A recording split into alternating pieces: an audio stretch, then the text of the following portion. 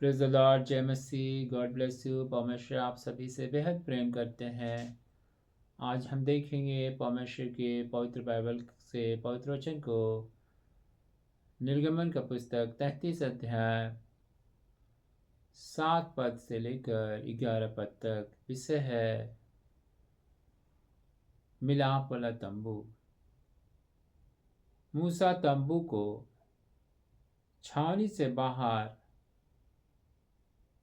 वरन दूर खड़ा कराया करता था। तंबू को छावनी से बाहर वरन दूर खड़ा कराया करता था और उसको मिलाप वाला तंबू कहता था।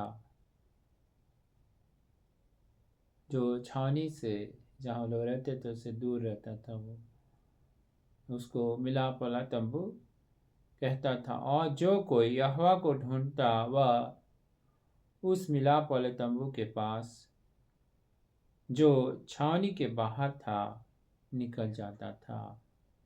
जो कोई भी यहोवा को ढूंढता था, परमेश्वर को, वो अपने छावनी से बाहर उस तंबू के पास वो पहुंचता था, जाता था। तब सब लोग उठकर अपने अपने डेरे पर खड़े हो जाते थे। हम लोग देखते हैं मूसा जब तंबू के पास जाता था, मूसा जब तंबू के पास जाता था तो सब लोग अपने जो अपने अपने जो तंबू का है, अपना अपना जो डेरा है, और उससे वो लोग खड़े हो जाते थे मूसा के सामने। वो एक आदर देते थे और हम देखते हैं खड़े हो जाते थे। और जब जब मूसा उस तंबू में प्रवेश करता था, मिलाप वाला तंबू में करता था, तब तब तब तब उसकी ओर ताकते रहते थे। वे लोग सब, कोई प्रजा लोग मूसा की ओर ताकते रहते थे।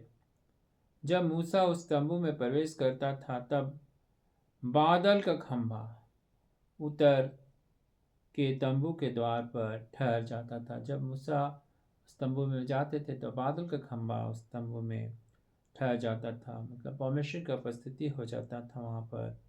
और यहोवा मूसा से बातें करने लगता था।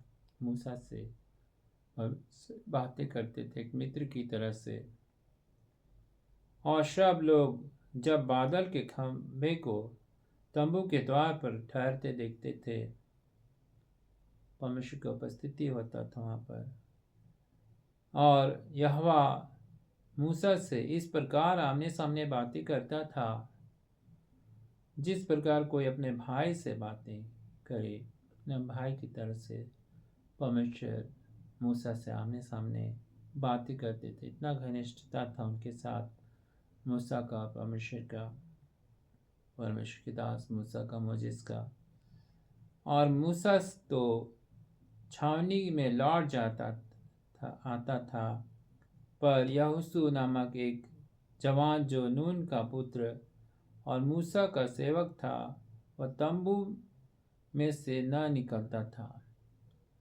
और मूसा छावनी में आ जाते थे, लेकिन जो यहोशू नामक जवान नून का पुत्र जो था, जो मूसा का सेवक थे, वह तंबू से नहीं निकलते थे। उनको वही जगह रहना और भी वो परमेश्वर को उसको महसूस करना चाहते थे, इसलिए वो नहीं निकलना चाहते थे।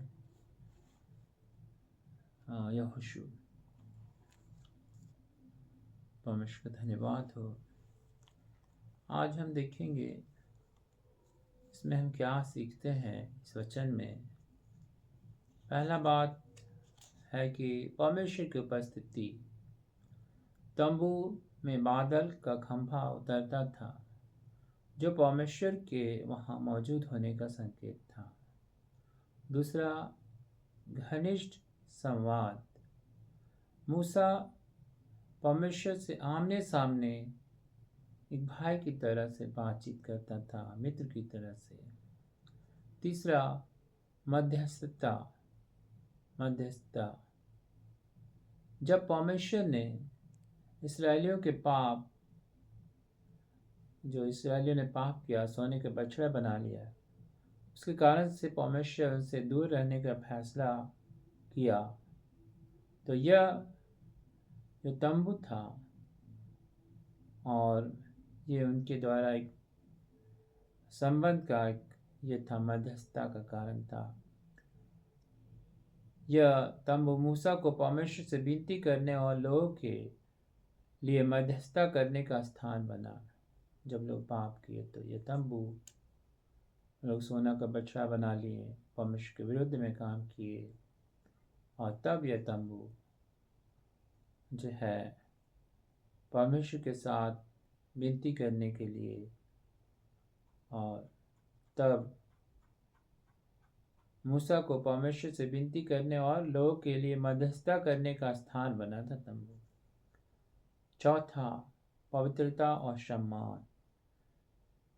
जब मूसा तंबू में जाता था तो लोग तंबू के द्वार पर खड़े होकर एक सम्मान देते थे। तंबू उसका हम लोग देखते हैं, खड़े होकर श्रद्धापूर्वक देखते थे, मूसा को सम्मान देते थे। यह अध्याय दिखाता है कि परमेश्वर के लोगों के साथ रहने की इच्छा और उनकी पवित्र उपस्थिति के बीच के संतुलन को दिखाता है। तो परमेश्वर का धन्यवाद हो। परमेश्वर हमें क्या सिखाते हैं?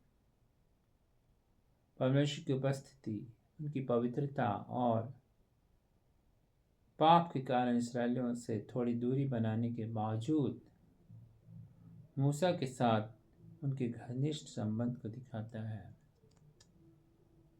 यह स्थान परमेश्वर और मूसा का संवाद, मध्यस्थता और शिविर के बीच परमेश्वर की उपस्थिति का प्रतीक है।